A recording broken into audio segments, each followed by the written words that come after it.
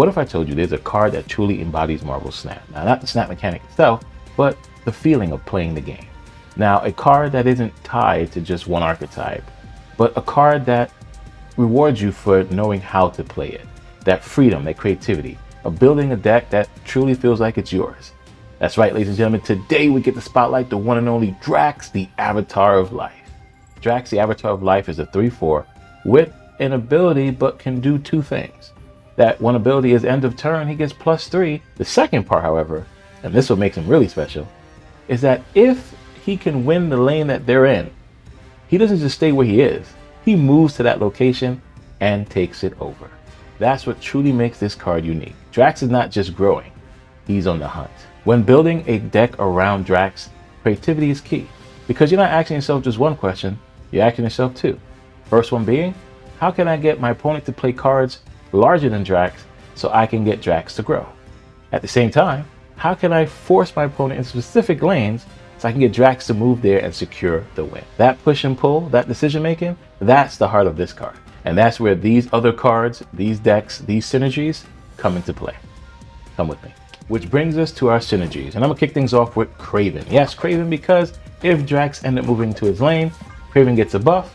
And another card, if Drax do move, and we do hope he does once at least in the game, we have Miles Morales. Now Miles goes from a 4/6 to a 1/6. That's a wonderful stat line to drop on that final turn with another 5 cost, or on turn 4 with a 3 cost. And then we have Ghost Spider. That's right, you're looking at me like, Ghost Spider? Of course, because if Drax moves into a lane that you don't want him to, just yank him back out using Ghost Spider. And of course, Drax can move again, doesn't matter. You can also move Drax into the Kraven lane if he didn't already get there. And of course, that's a great move package, and you guys are going to see that deck on screen shortly. But let's talk about something else, something that people really aren't talking about with this card, and that's Affliction. Not for your opponent, but for Drax. And we'll kick things off with Anti-Venom.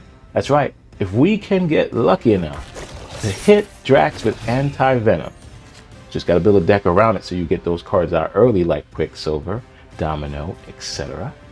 You're able to have a 0/0 Drax on the board, and whatever your opponent plays, guess what? Drax will get +3.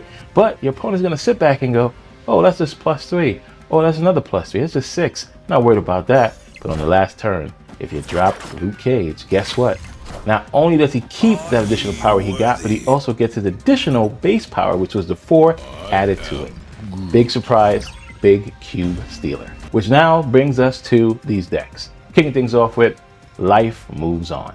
As I mentioned before, we have Kraven, Ghost Spider, etc. But let's talk about the other cards in the deck. Kicking things with Nebula. That's right, you have Nebula here because you want to force your opponent to play in specific lanes. And if they don't, guess what? Nebula is going to get buffed right up. Then, of course, we have Lizard. Yes, Lizard. Lizard the 2/6. You want your opponent to play something higher than that. Force them to play something more powerful. And that, of course, will help Drax grow. And then we have Madam Web. Now, Madam Web is here because, again, Drax is going to move however he feels because he's on the hunt. You could just use Madam Web to move things around in places that you need to help and get Drax where you want him to be. And then we have Spider-Punk. Why not? Spider-Punk also help with Affliction on your opponent's side, but also Spider-Punk can move, helping trigger both Kraven and as well as Miles Morales. And then we have Stegron. Stegron is one of my favorite cards. Stegron will also disrupt your opponent and, again, trigger that move. And of course, we have the Enchantress. We have some tech in this deck. Why not? Enchantress can also turn off the Lizard if it becomes a problem in your opponent and actually ends up filling up that lane. And we can't have Drax and Nebula without Gamora. That's right. So on that final turn, on turn 6, you can have a 1/6 Miles, and you can have that awesome Gamora getting additional power, again, if you know where you're going to force your opponent to play. And last, but certainly not least, Magneto. Magneto is the huge disruptor, pulling your opponent's 4 and 3 cost cards wherever he feels like, and that's a great last turn play. Again, that can also buff Drax to that additional +3 you need to win that lane.